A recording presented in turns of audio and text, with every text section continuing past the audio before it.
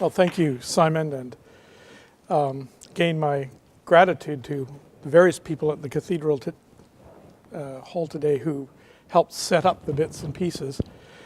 And my gratitude to you for hanging in and coming back. Simon was telling me earlier today about a friend of his who's involved with a series on a very similar topic at the university, and they've called it, "Is God a War Criminal?" So indeed, that might be a sub-theme of tonight's lecture. Not a question I think I can answer, but in a good Hebrew Bible sense, it's a question that the Hebrew Bible wouldn't be afraid to ask. Now, you may be thinking at about this point in this series of 3 lectures that I am ducking the really big questions. For instance, what do we make of what seems to be divinely sanctioned human violence? Or even more problematic, what do we make of passages in which God seems to be an actor in encounters of violence? You've asked questions about this over the past 2 weeks as well. I hope that the previous lectures suggest that to begin with, we need to go back to reading texts much more closely for what they do and don't say. But I hope I've also made clear that there is a long and mixed Christian tradition of understanding such texts. One of the reasons early Christians had such problems with the Bible they had received as their first testament was that it seemed in some ways to contradict their own communal accounts of who and what Jesus did and was, and the nature of the Christian life to be lived in following him. This did involve some strategic forgetting. Jesus had not only said that when we were in conflict, we were first to go and make it right with our brother or sister, then bring our gift to the altar, clearly alluding to the violent history of Cain and Abel. Jesus had also said, "I came not to bring peace, but a sword," adopting a much more prophetic image and language. So, initially tonight, I want to talk a bit, think with you a bit about how we interpret the Bible. So this is kind of the theory bit, the dull theory bit. Nonetheless, a pacifist early church struggled deeply with the violence in the texts they had received, and for the most part, adopted ways of reading images and descriptions of real and material historical situations as allegories or symbols of spiritual struggle and overcoming. We see this pattern, for instance, in the way Origen in the 3rd century of the Common Era, and our greatest biblical exegete of all time, handles the violent narratives of the book of Judges. As long as the church was a minority group oppressed by the forces of the Roman Empire, these strategies were adequate. The great shift comes when the Roman Empire becomes Christian, and suddenly the power of the state is in the hands of Christians. Only then do we begin to find Christians articulating theories of just war and brandishing the sword not only in pursuit of criminals, but to deprive and control pagans, Jews, and increasingly other Christians perceived as heretics of livelihood and lives. Augustine is not the first to do these things, but he is far and away the most influential figure because of the impact he has had on all subsequent Christian history and theology, at least in the West. If nothing else, this reminds us that violence is always perspectival. Whether we are in or out of power affects not only how and where we experience violence, but the sorts of arguments we want to make about it, and the way we interpret what are perceived as authoritative texts. In our era, and in modernity more generally, approaches to the violent texts of the Bible might be characterized or categorized in a variety of ways. The first way is simply to ignore them, cover them up, or pretend that they don't exist. As I've noted, and Jenkins, to whose book I referred in the first lecture, has noted, this is the predominant approach of modern lectionary committees. But as Jenkins also notes, it is a favored approach of many public critiques of the violence of other peoples and religions, such as Islam, who are portrayed as keepers of violent texts, while we Christians conveniently ignore such material in our own texts. I might characterize this as the ostrich approach. A second approach is to draw on them strategically as justification for contemporary choices to be violent. This usually involves some degree of reading the Bible as a prescriptive text, but it is not limited to fundamentalists. Think about the colonialist approaches to lands and peoples of the non-European world, past and present, or debates about capital punishment, perceived sexual deviance, or military interventions. So we might characterize this as the onward Christian soldiers model.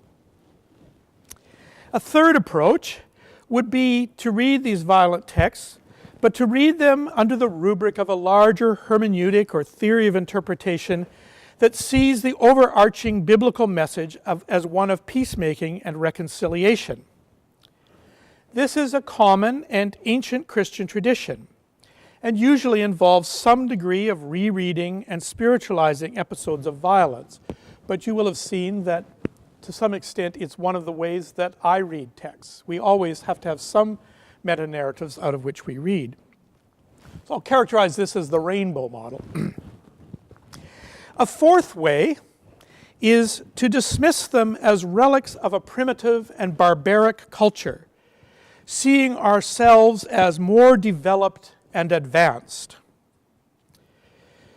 This draws on a particular understanding of historical evolution cultivated in the biblical scholarship of the 17th to mid-20th centuries and rationalist post-Enlightenment culture more generally. I would characterize John Spong as an egregious example of this type of approach, but his popularity among Anglicans suggests, unhappily, that it makes us comfortable. The fifth approach, I would suggest, is to acknowledge the violent texts, but to condemn them as inadequate for the type of Christianity or religion we think the world needs now, and to call for their deletion from the Bible and the remaking of a new canon of Scripture. This approach appears more often in what I will term liberal reformist circles, and is espoused at times by some, but by no means all, feminists. And I'll call that the revisionist model. So 5 kind of models about how, in our particular period, people seem to go at these violent texts. The purposes, functions, and rubrics that shaped the creation of the scriptures we have received were many and complex. When we pick up a Bible, what we hold in our hands is the result of a long and complicated process that began at least as early as 1250 BCE and ended after centuries of consideration in forms of final communal affirmation about 1500 years later, around 200-250 CE. We encounter strange bits of unknown Hebrew vocabulary in the Song of Deborah, for instance, because people kept singing it the same way for 6 centuries after its creation, to pass on communal values, to recall God's mighty works, and to celebrate and encourage acts of solidarity and resistance in the face of oppression.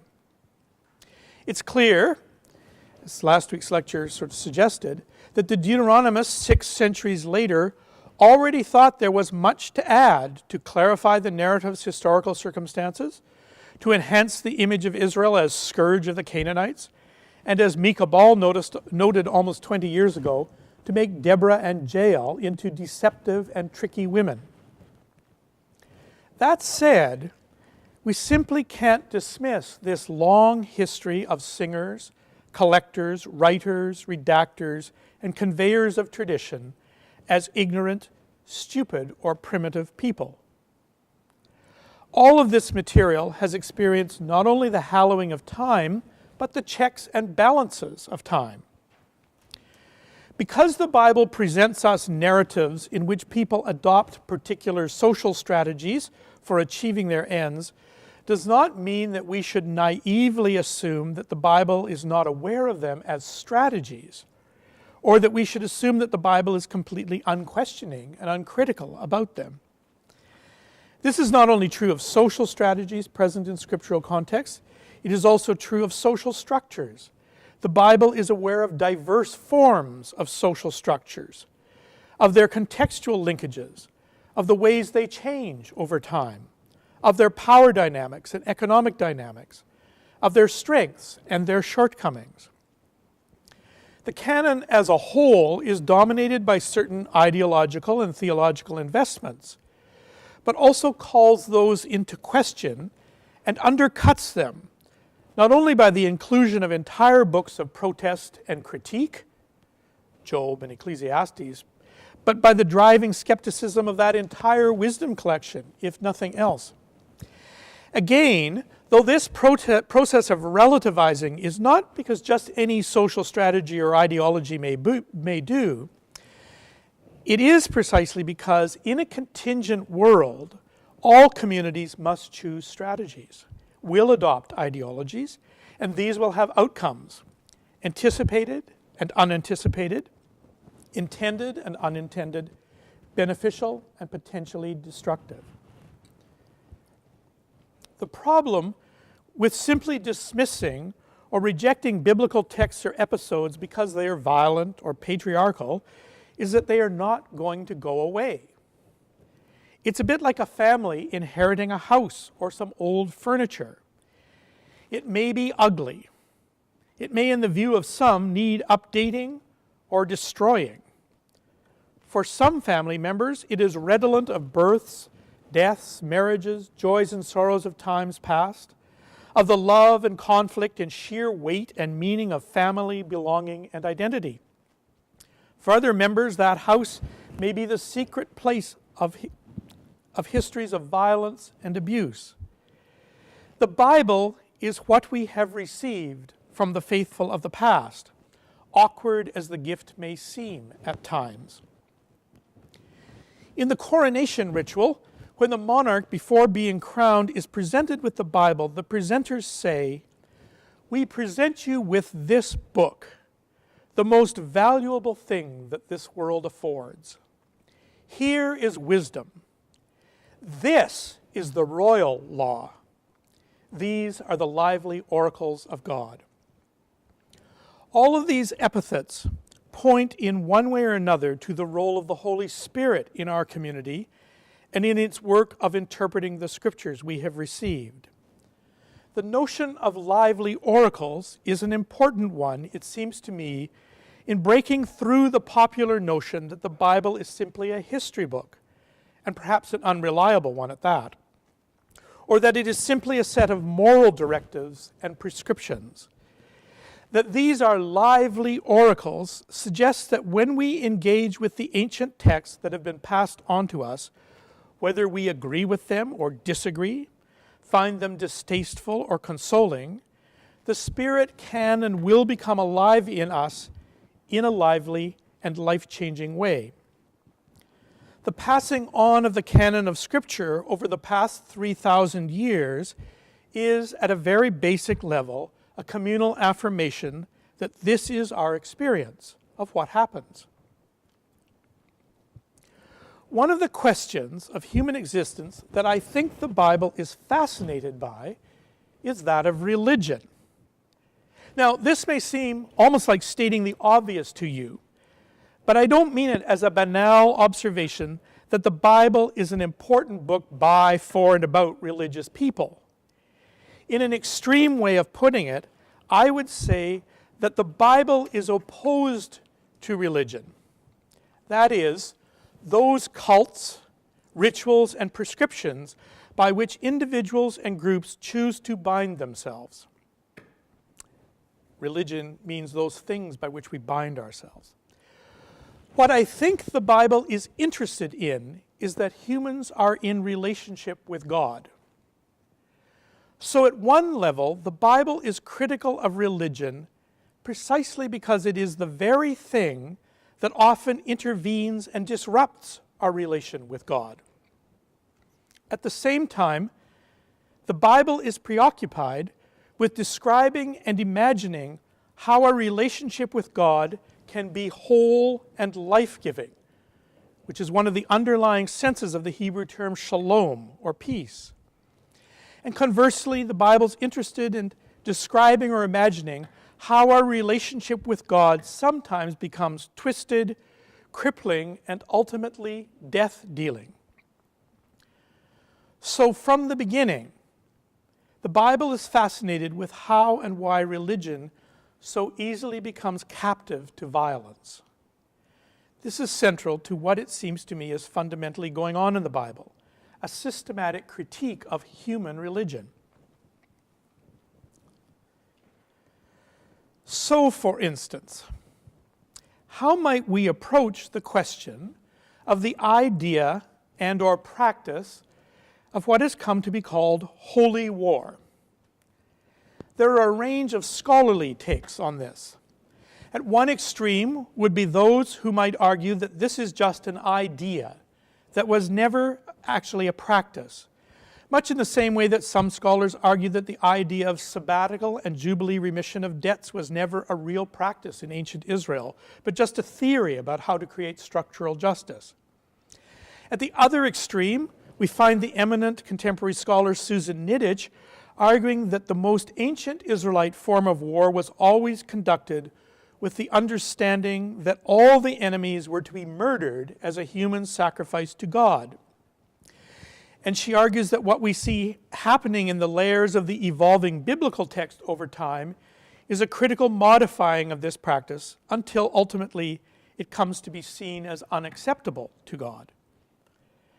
The most violent book of the Bible, Joshua, the first part of the Deuteronomic history, unfolds around a series of battles carried out on this principle of cherem, the slaying and destruction of entire cities and everything in them as an offering to God, mandated by God, and carried out in order to seize and purify the land of Canaan from its previous inhabitants. We might remind ourselves that Joshua became the conscious model and archetype for how settler culture proceeded through the 18th and 19th centuries in its sweep across North America, exterminating the Aboriginal peoples and their culture, sometimes with armies and guns, but increasingly through the seemingly more civilized ministrations of educators, clergy, and medical doctors. I find Joshua the most difficult book of the Hebrew Bible. If we move beyond simply imagining it as a bare historical account and try to postulate a coherent theological role or function, its violence is still outrageous and problematic. Moreover, there is considerable consensus from the archaeological evidence that as history, Joshua provides an account of events that simply didn't take place at all as described. It's something more akin to a fantasy. Perhaps a Persian period revenge fantasy by oppressed deportees, longing for a triumphant return to ancient homelands. There is no archaeological evidence of the destruction of cities in Canaan of the type and scope described, though there is evidence of some sort of massive destruction of coastal cities, probably by invaders from the sea a century or two earlier than Joshua's period. In this sense, I think that Joshua is an elaboration of what I will call trace memories as part of the much later Deuteronomic historical project to narrate a history of the possession of the land. As I noted in the previous lecture, the archaeological evidence suggests that the real history was something more akin to the complex of stories we find in the book of Judges. Settlements springing up in and among pre-existing Canaanite semi-urban nodes, involved in cultural and economic interactions, but also evolving an increasingly vigorous socioeconomic and theological critique of Canaanite culture. But while knowing Joshua didn't happen as historical fact may seem like a relief, it still doesn't relieve the problem of the presence of the book in our canon. If we break out of the simplistic box that the Bible is merely prescriptive, and that therefore divinely sanctioned violence is something appropriate, it is still a struggle to try to discern the meaning of the 6 chapters of 24 in Joshua that present episode after episode of mayhem and slaughter. I want to suggest 2 possible ways of understanding what the Deuteronomic authors and redactors were about as they collected and wrote this material. When we read our Bible, it's easy to forget that the larger context of the Deuteronomic movement was the end of a 300-year period in which the Assyrian Empire rose and dominated the ancient Near East. The Assyrian culture was rooted in violence. This is their main hobby. And it sustained an extended propaganda structure through large-scale public architecture and visual representations of their war gods.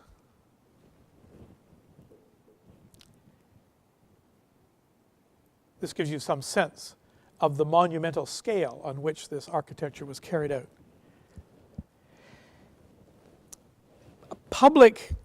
A huge kind of public propaganda about their military conquests, their destruction and plundering of cities, their deportations of peoples across vast territories, side of laying siege and deporting, and their practice of flaying human beings alive and hanging their skins on the walls of cities destroyed or rebellious vassal cities for all to see. Wherever you went in the Assyrian Empire, these things were represented visually on a monumental scale. Deportees and traders moving along the roads and trade routes regularly saw heaps of dying and dead bodies outside burning shells of once prosperous cities. It was unrestrained violence that depended on brutality, terror, and fear to sustain and hold in place the covenants they imposed on vassal states to keep the tribute money flowing in. So one possible way of reading the Holy War materials, and Joshua more explicitly, is that the descriptions we find are actually intended to present images not of unrestrained warfare without limit, but of much more clearly limited and defined scope being established for the inevitable reality of human violence.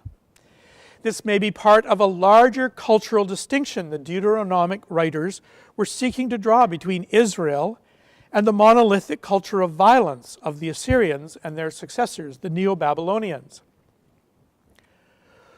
One reason I suggest this is because I think it is precisely this sort of distinction and subversion that is going on in the apparent deliberate choice to frame the book of Deuteronomy as a vassal covenant of the Assyrian type. So I'm saying there's maybe a kind of subversion going on here. I don't find this a particularly consoling reading.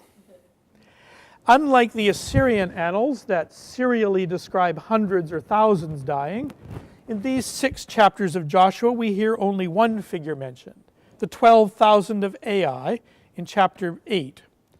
But we should remember that this section of Joshua regularly says all the inhabitants of the conquered cities were put to the sword. To suggest that killing 12,000 men, women, and children is somehow better than killing endlessly and indiscriminately puts a sort of calculation on the value of human life and suffering that is inexcusable. This was, after all, the justification for dropping the atomic bombs on Hiroshima and Nagasaki in 1945.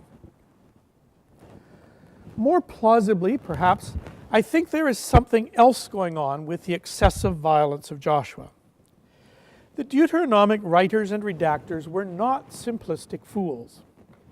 By the time these books, as we know them, were being redacted, the writers were deportees themselves,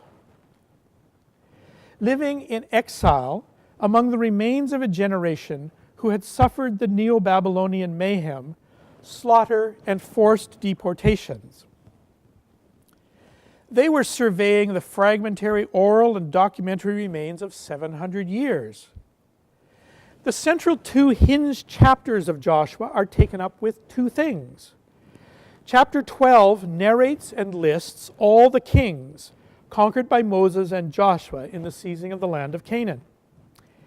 Its issue is not simply the gods of the Canaanite city-states, but by talking about kings, what we're being told is what's at issue is the entire socioeconomic and hierarchical structures of which these gods were guarantors and benefactors. And in a hint of what is to come in Joshua and thereafter, we get that in chapter 12, and then chapter 13 opens by telling us that Joshua is old and advanced in years, and very much of the land remains to be possessed. So, they defeated well over 30 kings, and they have not succeeded in the basic task. In other words, the violence is not truly a successful long-term strategy for achieving a homeland where everyone can thrive under their own vine and fig tree. It is very clear that the redactors of the Deuteronomic history regularly deconstruct the premises of their narrative. Joshua tells us of the struggle to rid Canaan of kings and the inequities of the Canaanite city-states. Judges tells us an alternative story about the struggle to retain an alternative egalitarian social vision in the face of the continuing inequity of the surrounding states that remains. Samuel tells us about how the people demand to have a king. And 1st and 2nd Kings, the last part of the Deuteronomic history, tells us the story of the disaster of kingship in civil war, endless coups, economic injustice, and eventually the destruction and deportation of first the Israelites in the north and eventually of Jerusalem and the Judahites in the south. At a very deep level, the entire narrative is an extended critique of the premise that the normative social solutions that violence seems to provide are effective solutions. The Deuteronomic history, which begins in violence, is focused repeatedly through extended narrative sequences in which violence simply provokes a spiraling excess of violence. I'm going to turn now to the Torah. Each of the 5 books of the Torah is concerned in its own way. So the 5 books, that's Genesis through Deuteronomy. So the Jewish name is the Torah. We sometimes call it the Pentateuch. So each of the 5 books of the Torah is concerned in its own way with the larger question of how humankind can choose life and no longer be caught up in death. The 4th book, the Midbar, in the wilderness, which we know as Numbers, takes this up in a particularly focused way with its narrative of a people newly freed from slavery in Egypt, called into encounter and covenant with God on Sinai, and given a law that will make a just and equitable society, and a tabernacle by which God will be present and journey with them. Numbers is a book about community life and leadership. And when the people are finally on the move in this book, they almost immediately become stalled in the wilderness. First by bickering and longing for the past, and then by fear of moving into an unknown future. The entire generation is condemned by God to walk, in the words of the book, as living corpses in the wilderness, a process which takes 40 years. The entire generation dies. So 40 years surrounded by incessant death and dying makes up the last 2/3 of the narrative of the book of Numbers. In chapter 19, at the center of this book, its priestly redactors placed the account of Israel's most difficult and obscure ritual. Known as the red heifer, it describes the process for finding a perfect red cow, slaughtering it outside the camp, burning it, and then by which the ashes that remain are combined with living water as a lustration. So it's water that's shaken over people, like in the asperges, or the renewal of our baptismal vows. So it's shaken over people as a lustration for anyone who comes in contact with death. In this ritual, death is understood as something that infects us by contact, from which we need to take responsibility for seeking our own release and health. In our modern preoccupation with biomedical practice, this is often seen as primitive superstition. But any of us who have worked with people in leadership positions with organizations, as pastors, counselors, or psychotherapists, or who have simply observed our own encounters with grief, violence, and death, know that this infectiveness of death is a real and palpable spiritual force. It forms one background to the next text of violence we will consider, drawn from later in Numbers in chapter 31. And that's the text you have tonight. Numbers 31 is unquestionably one of the most appalling texts in our Bible, and one atheists love to cite. Just check the internet. Scholars have generally assumed this text to be part of the priestly traditions, which dominate much of Numbers, but its date and status are viewed by many as unclear. Some want to see it as a war account reflecting real historical events and traditions. Others see it as a late addition to Numbers, perhaps to take up and incorporate the regulations for holy war found in Deuteronomy into an account of the regulations in practice. Most recent commentators are at pains to affirm that these are primitive and outdated practices. One recent evangelical commentary points out that for Christians we are no longer bound by the old law of Israel and its theocracy, and that therefore Christians cannot claim that when we go to war, God has commanded it. Interesting thing, that commentary was published right around the time of the First Iraq War. Still others think, perhaps following a similar logic, that this passage in Numbers 31 has no historical basis and is a form of midrash, that is, a homiletic or preacherly exposition intended to link together diverse themes and passages of Scripture into a broader discourse on a significant issue. I'm going to read the text tonight rather as a midrash, once again following the threads it offers to the kinds of larger questions about war and violence it raises, but also about war as a spiritual issue. And in the style of midrash, I'm going to flash up quotes from Karl Marlante's 2011 book, What It Is Like to Go to War, which is a profound, disturbing, and humane reflection on his 40-year journey to understand his role and experience in the Vietnam War as a young man in his early 20s. I think Numbers 31 is intended much as Marlante's book, as an image of war held up to provoke us into thinking more deeply about choosing war as a means, its mechanisms, its brutality, and the moral and immoral choices that flow from it. Numbers 31 opens with a divine command that articulates two issues. One is taking vengeance, taking up an old issue to set it right. And the second issue that's raised is so that Moses, the leader, having tidied up all the unfinished business, can die.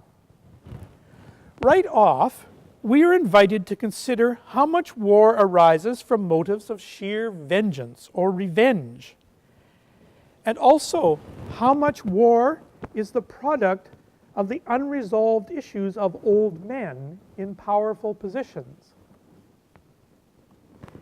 This proposed war against Midian involves selection, conscription, and arming of younger men, 1,000 from each of the 12 tribes.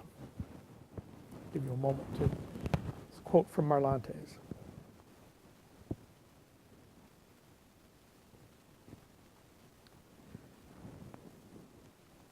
Twelves in biblical texts, like sevens and 40s, are always a symbolic number representing a totality.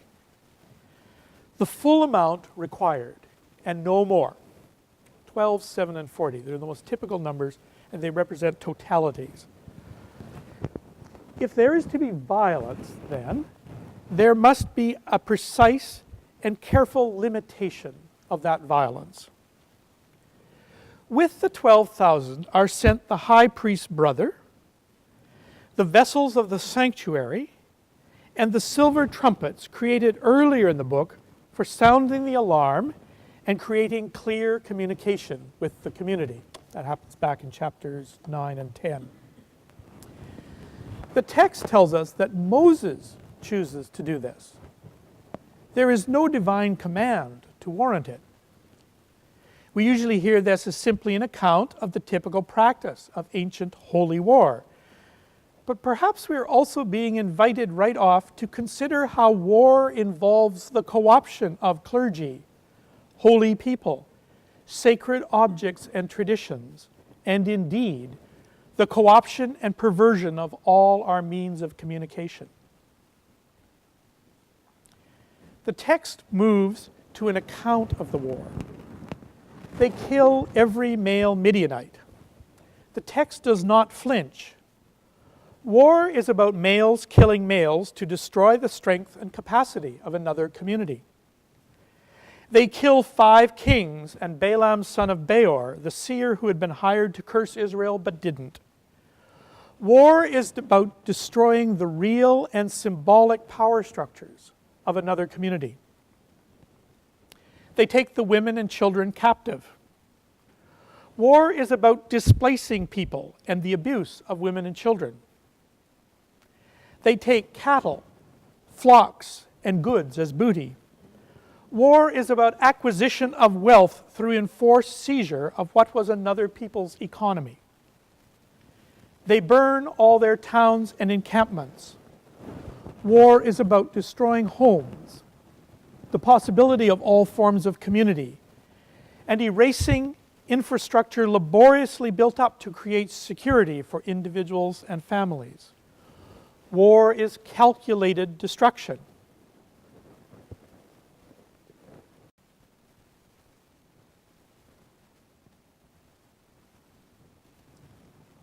We have in this first paragraph of Numbers 31 is war through the eyes and intentions of the victors. If the first movement of this chapter points us to the realities of war, the second and the rest of the chapter in various ways points us to the complexities of reintegrating those we have dedicated to war back into the community. The 12,000 pumped up young men, dripping with violence, with all their captives and booty, arrive back at the camp. Then our text begins to get interesting. Moses and the leaders of the people go and meet them, stopping them outside the camp. And they're angry with them. Moses upbraids them for bringing home Midianite women. Now, to step back, the Midianites play a part in 2 earlier episodes in Numbers. In chapters 22 to 24, the Midianites had been involved with the Moabite king Balak in hiring the seer Balaam to curse Israel. And in chapter 25, the men of Israel begin to have sexual relations with Moabite women and responded to their invitation to become involved with the worship of the god Baal Peor. This gives rise to a violent incident with Phinehas, the priest who has just now been sent to war, in which Moses commanded the men involved to be impaled in public. Subsequently, one man appears with a Midianite woman he has brought into his household and is impaled with her on a spear by Phinehas. The woman involved was the daughter of a major Midianite clan head.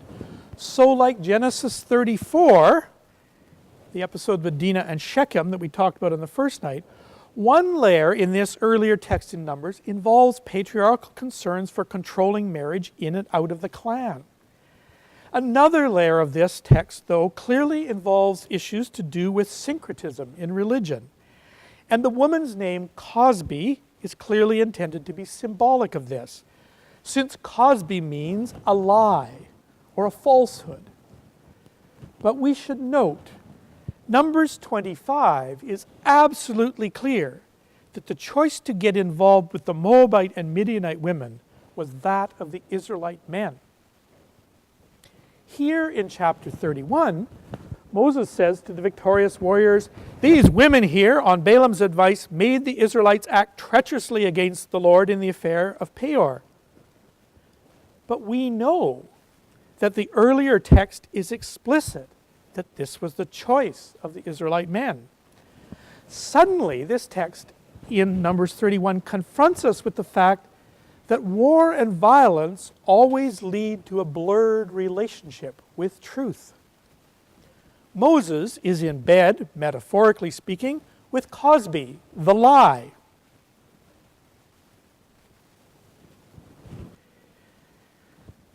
So, we should note, sorry, I've lost my place here. So we've got Moses now suddenly kind of lying. And so this points us to another kind of aspect about this whole business about going to war. Furthermore, the text now confronts us with the way that our projection of wrongdoing onto the victims of war justifies more and excessive violence. Now, all the young boys and all the women who have not slept with a man are to be murdered. More slain bodies and more blood. But this is also a matter of brutal realism. What society, particularly of this a subsistence society, what society can afford to have an underclass of displaced young boys, orphans, physically scarred, dreaming night after night of scenes of blood and violence? What will they be when they come to adulthood? And the economic burden of a host of unattached widows. Appalling as it may be, there is no naive idealism in this text. War is not a game. It has real consequences and moral implications. There is something else in this scandalous moment, however. For young men, war is often an exhilarating experience of being devoted to a cause. Now, in all its horror, they are asked to murder face to face children who might be their brothers or sisters, and women who might be their mothers, aunts, or grandmothers. War is murder. To see if I can find the right quote.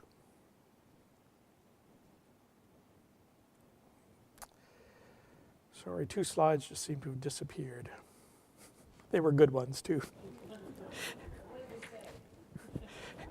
Well, I don't know because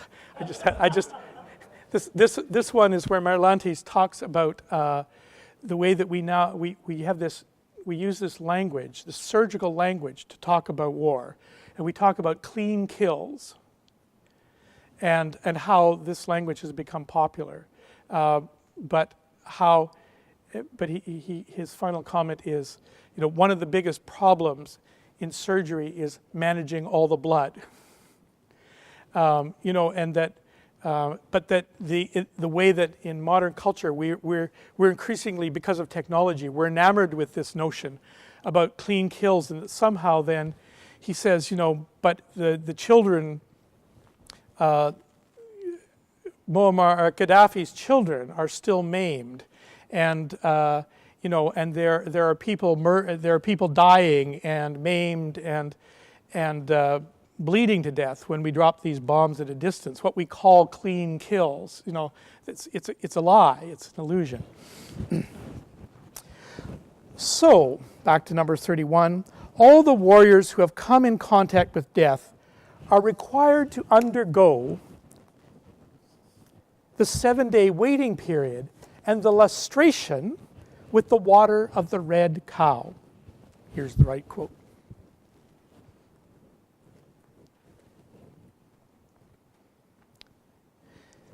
This text is very aware that war and its aftermath are not something that happens somewhere else. They have a direct impact inside the life of the community that can infect it, as we well know, for generations. And it's not just the warriors who must be purified, but also their clothing and equipment and the spoils of war. These too have the power to infect and warp the community.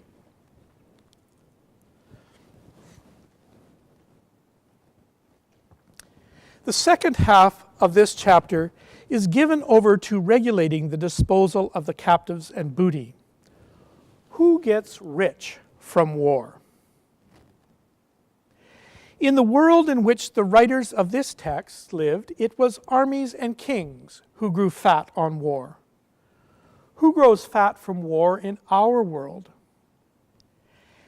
And the text tells us that that's a matter of concern to God.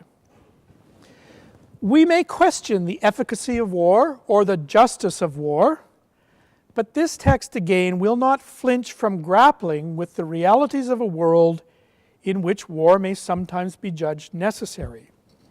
We may find it distasteful, but this text, if you look, engages in a strange, almost mathematical calculation of both the risks and benefits of war for those who go and for those who stay behind. And once again, after all the calculation, the text confronts us in the requirement that a portion of all the captives, animals and humans, must now be sacrificed. Here again, I would suggest that this is a brutal confrontation with the underlying reality of all war. All war is a human sacrifice, and the text insists that we cannot pretend otherwise. The closing movement of our text links us back to its beginning. We hear how of the 12,000 young men who went out, all have come back safe. This alone should trigger us to wonder what sort of image of war we are being asked to contemplate. But there is one final action. The troops give over all their plunder of gold and jewels, and Moses and Eleazar the high priest bring them to the tent of meeting as a memorial for the Israelites before the Lord. As always in Numbers, this phrase conceals an ambiguity. The same preposition is used to refer both to the Israelites and to the Lord's face. For whom is this permanent memorial a reminder of the folly and destruction of war? For the troops who now live forever under its scarring shadow and guilt? For the victims whose blood, like Abel's, cries out from the earth outside the camp around the tent of meeting at its Holy of Holies? Or is it a reminder of the folly of war for God who gave the command? I suspect all I have said leaves us all dissatisfied. So perhaps it is not a strong enough reading of our text. There is much more that could be discussed in relation to this passage and about how the Bible understands war. But we have exhausted more than our time. I promised at the outset of these lectures to explore some of the violent passages. And for another occasion, there is another story of an alternate vision. But the choice of how we read and interpret the Bible always lies with us. I hope that in these 3 evenings we have been able to open up some difficult questions together about our shared human condition that will enable us as Christians to offer a more thoughtful critique of our society's increasing push toward violence and a better account to the world of the hope that is in us. Thank you for listening.